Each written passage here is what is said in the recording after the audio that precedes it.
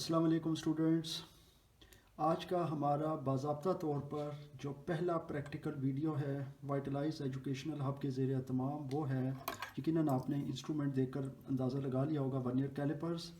Vernier callipers आपको भी पता है कि फ़िज़िक्स में हम इसके बारे में थ्योरेटिकली पढ़ चुके हैं, इसके डिफरेंट पार्ट्स के बारे में भी पढ़ चुके हैं।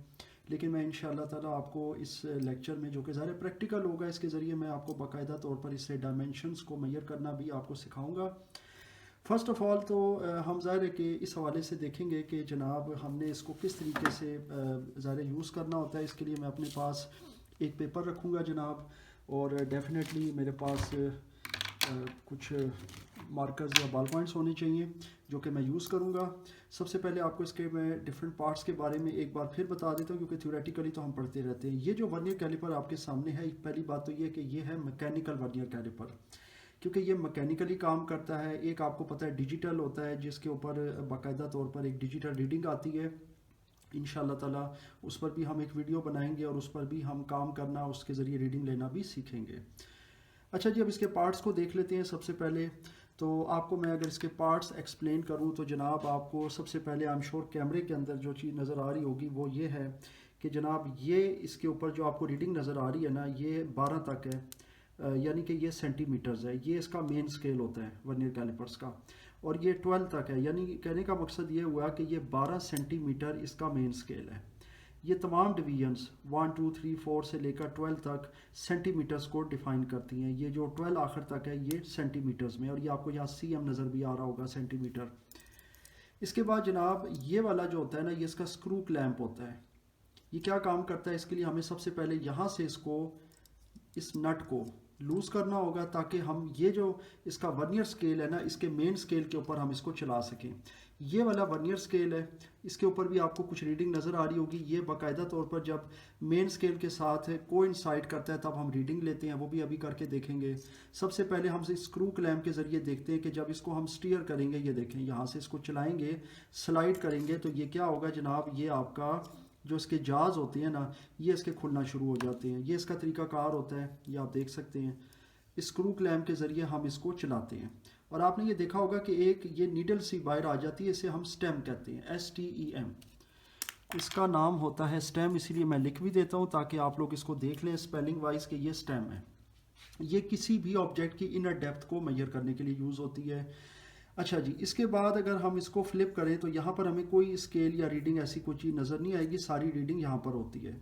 याद रखिएगा, जब भी आपने रीडिंग लेनी होती है तो आप मेन स्केल और वर्नियर स्केल को कोइंसाइड करके उसकी रीडिंग लेते हैं, याद रखिएगा, ये बात बहुत इंपॉर्टेंट है। उसके बाद इसके ये दो सेट होते हैं जाज के। ये वाला जो सेट होता है जाज का, ये आउटर कोई भी मेजरमेंट लेने के लिए यूज़ होता है, कोई भी आउटर डायमेंशन के लिए होता है, और ये जो सेट होता है जाज का, ये इनर डायमेंशंस के लिए यूज़ होता है। तो ये दो बातें आपने हमेशा याद रखनी है। और इसके अलावा इसके पार्ट्स वैसे भी आप लोग थ्योरेटिकली भी पढ़ चुके हैं, तो कोई मेरे ख्याल से इतना मुश्किल आपके लिए नहीं है। ये एक ऑब्जेक्ट मेरे पास है, एक ये रोल है, एक स्कॉच टेप का। तो इस स्कॉच टेप को मैं आपको मेजर करना बताता हूँ कि इसका इंटरनल या आउटसाइड कोई भी मैंने इसकी डायमेंशन को अगर मेजर करना है तो कैसे करूँगा, इसकी डेप्थ को कैसे मेजर करूँगा। इसके लिए मेरे पास एक स्केल और भी है, वैसे इसकी ज़रूरत नहीं होती, सिर्फ आपको समझाने के लिए, क्योंकि डेफिनेटली आप सीख रहे हैं तो आपके पास इस तरह का स्केल होना चाहिए, ताकि आप कोई भी मेजरमेंट जब वर्नियर कैलिपर से लेंगे तो फिर आप उसको काउंटर चेक इसके साथ भी कर सकते हैं कि आया आपकी जो रीडिंग है या आपने जो असेसमेंट की है वो ठीक है या नहीं है। क्योंकि फर्स्ट टाइम में कोई भी चीज़ आप कर रहे होते हैं तो आप वो चीज़ें सीख रहे होते हैं, और सीखने के दौरान ज़ाहिर आपसे गलती भी हो सकती है। अच्छा, अभी हम इसको देखते हैं कि जनाब अगर मैंने लेट सपोज इसकी इनर मेजरमेंट लेनी है, ठीक हो गया, तो इनर के लिए मैं इसको स्लाइड करूँगा, ये देखें, इसको कम करूँगा, फिर इसके बाद इसको यहाँ पर रख कर फिर मैं अगेन ये स्लाइड करूँगा बाहर की तरफ, और ये जनाब इसका, ये देखें, जब ये बिल्कुल यहाँ पर रुक जाएगा तो मैं इसको फिर बाहर निकाल लूँगा। यहाँ आप चाहें तो इसको यहाँ से इस नट को टाइट करके लॉक भी कर सकते हैं, क्योंकि इसके कई मकसद हैं। ये जब हम क्लोज कर देते हैं, जब यूज़ में नहीं होता तब भी हम इसको बंद कर देते हैं। सो ये कोई इतना बड़ा इशू नहीं है। अब मैं इसकी रीडिंग लेता हूँ जनाब।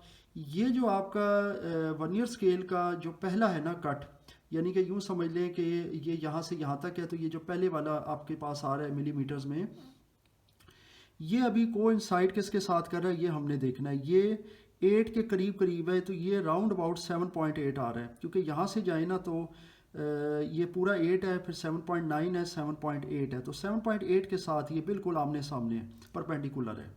तो 7.8 इसका इंटरनल या इनर कह सकते हैं। ये इनर मैंने इसकी डायमेंशन जो है ना वो मेजर की है। अब अगर मैं आउट लेना चाहूँ तो मैं इसको क्या करूँगा कि इसको मैं आउटसाइड, ये देखें, आउटसाइड के लिए मैं क्या करूँगा जनाब कि यहाँ से इसको पकड़ूँगा, इसको मज़ीद, ये देखें, सबसे पहले तो इसको लूज़ रखें, फिर इसको टाइट करें। ये बिल्कुल यहाँ से इसके साथ बराबर हो गया। अब इसको आप निकाल लें। अगेन आप इसको टाइट कर सकते हैं ताकि ये अपनी जगह से ना हिले। फिर अब आपने रीडिंग लेनी है। ये देखें ये कहाँ कोइंसाइड कर रहा है, ये बिल्कुल 9 से तकरीबन 1-2 पॉइंट पीछे है, तो ये 8.8 हो गया। तो ये 8.8 हो गया आउटर। तो ये जनाब इसकी मेजरमेंट लेने का तरीकाकार है, बहुत आसान है। अब मैं डेप्थ को देख लेता हूँ। अगर डेप्थ की मैंने मेजरमेंट लेनी हो, डेप्थ किसी भी चीज़ की जो इंटरनल डेप्थ होती है उसकी आप मेजरमेंट ले सकते हैं। और उसकी मेजरमेंट लेने के लिए आपको पता है ये स्टेम यूज़ होती है, अभी मैंने बताई है। तो इसके लिए जब हम इसको यूज़ करेंगे, ये देखें, स्टीयर करेंगे यहाँ तक, तो ये यहाँ तक आ जाएगी डेप्थ। इसको इस तरीके से हम लेते हैं, लेकिन इसको मैं यहाँ पर प्लेस करूँगा और ये यहाँ पर इसके साथ रखूँगा, इसके बिल्कुल यहाँ पर परपेंडिकुलर। ये देखें ये यहाँ तक पहुँच गया। इसके बाद ये बिल्कुल यहाँ से ठीक हो गया है। अब मैं देखूंगा कि ये इसके बिल्कुल बराबर है, एग्जैक्टली बराबर है। अगर किसी बॉटल वगैरह का लेना हो आपने, कोई तंग मुंह वाला, तो वो भी ले सकते हैं। उसके साथ बेशक ये रख सकते हैं ताकि आप यहाँ से बिल्कुल स्ट्रेट फॉरवर्ड रहें, ये हिले ना। तो ये स्केल की मदद ले सकते हैं। बहरहाल ये अभी यहाँ तक आ गया है। इसको आप चाहें तो यहाँ से लॉक कर सकते हैं। उसके बाद आपने रीडिंग उसी तरह लेनी है कि ये जो वर्नियर स्केल है और ये जो मेन स्केल है ये कहाँ कोइंसाइड कर रहे हैं। ये जनाब कोइंसाइड कर रहे हैं, जहाँ तक मेरी नज़र काम करती है, राउंड अबाउट 4.4। तो 4.4 जो है ना इसका वो डेप्थ है। अब इसका यूनिट भी मैं बता देता हूँ कि यूनिट क्या है। देखें इसके यूनिट सारे जो है ना वो सेंटीमीटर में होंगे, याद रखिएगा, क्योंकि इसका जो लीस्ट काउंट होता है वो आप थ्योरेटिकली पढ़ चुके हैं, वो मिलीमीटर्स में भी होता है, सेंटीमीटर्स में भी होता है। ये हमारी मेजरमेंट पे डिपेंड करता है कि हम किस तरीके से सेंटीमीटर में या मिलीमीटर में उसको आपस में इंटर कन्वर्ट कर सकते हैं। तो ये सारे के सारे जो है ना इनके साथ जो यूनिट लगेगा वो होगा सेंटीमीटर, यानी कि 7.8 सेंटीमीटर, 8.8 सेंटीमीटर एंड 4.4 सेंटीमीटर। सो ये है जनाब वर्नियर कैलिपर्स। और आई एम श्योर आपको इस प्रैक्टिकल के अंदर इसकी अच्छे से समझ आ गई है। और इस तरीके से आप कोई भी ऑब्जेक्ट है उसकी आप मेजरमेंट कर सकते हैं, उसकी डेप्थ की, उसकी थिकनेस की, मोटाई की, किसी भी चीज़ की। इसमें किसी किस्म का कोई भी क्वेश्चन हो, कन्फ्यूजन हो, या आपकी तरफ से कोई भी क्वेश्चन हो जो आपने अपनी लैब एक्सपेरिमेंट के दौरान ऑब्जर्व किया हो, तो मुझसे ज़रूर शेयर कीजिएगा।